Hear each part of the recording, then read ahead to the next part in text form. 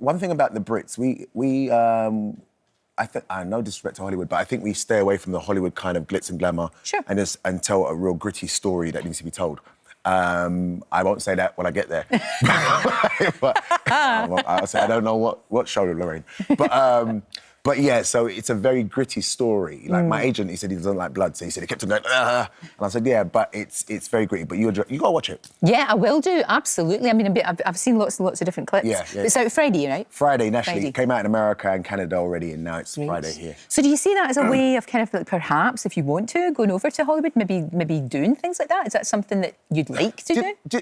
Obviously, yeah. I would why not? Why wouldn't you? Yeah, why wouldn't you? That'd be cold to say, no, I just want to stay in the UK and Scotland and Ireland. No, but no, I am... No, obviously, there are things that are happening, but also we've got a real strong buzz out here in terms of TV and film right now. Like, things are really happening that are going across the Atlantic, if you think about it. So, like, if you think many years ago, there was a film 28 Days Later. Yes, I remember, with Naomi Harris.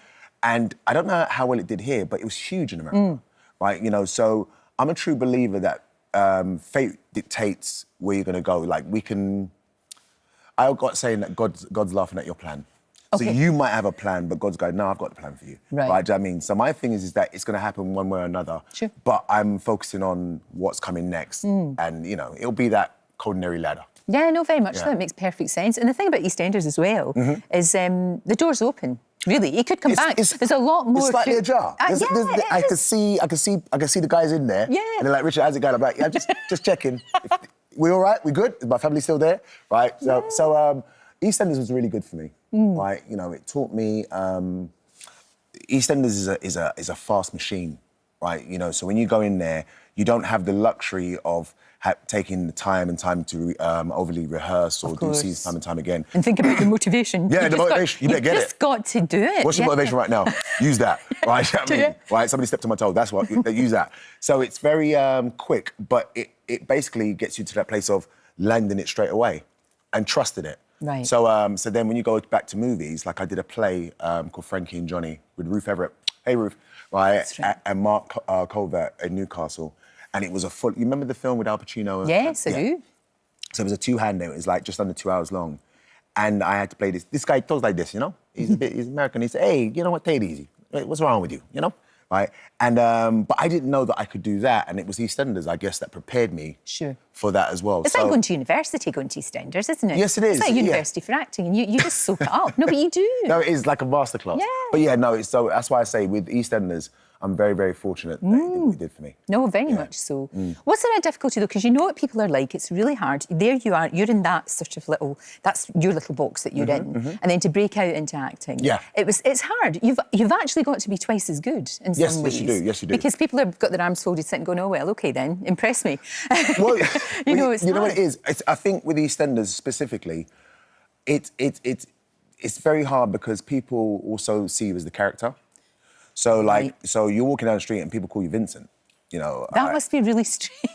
It is, because I've been known as Richard Blackwood as a comedian and as acting before that for so long, and then you've got a new generation that go Vincent, and at first I never used to turn around because I go, that's not my name, right? But then it's like you have to, you know, adhere to your crowd because those are the people that believe in you. But then, that being said, you then have to be able to now break away from that character and have people see you as an actor first. Exactly. And that character second. No, baby. That's the hard part. But hopefully, I mean, you know, 40 in this film, there's no Vincent in him. No, there's no. I mean, he's a villain, but he's completely different. Piece of work. You did say, though, that EastEnders saved you in many ways. Yes, it did. You have, I mean, you've had great times. You know how many times I've been here? You know, like, over the years.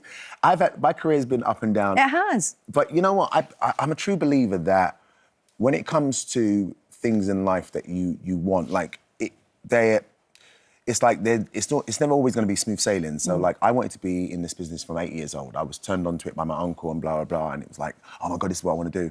And then I guess I had 10 years of hardship from when I went bankrupt and blah, blah, blah. And those were the moments that most people I would have probably given up and said, you know what, this is not for me. Sure. You know, I've publicly fallen from grace. I'm being reminded of it every time and blah, blah. So this is the time where you would say, yeah, I'm going to bow out and blah, and people would understand. But now that I've come through the other side and I'm seeing, you know, everything happening from Shrek all the way up to now and blah, blah, it's like, it's a testimony to the fact that, no, if you want something bad enough, you now have to go through the part that's maybe dark and a bit misty and blah, sometimes blah. That's what makes you. It is. It can break you sometimes, but it does make you. Yeah. And like we said, you've had great fun. Beyonce sang for you. Yes, she did. That's yes, she did. Incredible. Yes, she did. Actually. Mariah Carey took a shine to you, and why wouldn't she? Why wouldn't she, frankly? I knew. It's only because she was on the show yesterday. She was talking about Christmas yesterday. Would you believe? Talking about Christmas? Talking about Christmas in June. I know. Everybody was consulting their calendars. You got to leave her to it. You got to say, do you know what? If that's what you want to talk about, you just go. Let's get ready for Christmas. Yes. We haven't even got no adverts for Christmas yet. But if you want to do it, Mariah, let's do that. Let's not even talk about summer. Summer's not even here yet. No. It's grand. So after this film, what's on the cards? What are you going to be doing? Do you know what? To be honest with you, now I think my agent and I are deliberating between certain things that have come up for me and what the next right move is. Because that's the other part as well, is that it's all well and good that you get all these offers, you know, because there's a saying, when you're hot, and when you're not, you're not. Sure. So there's offers now.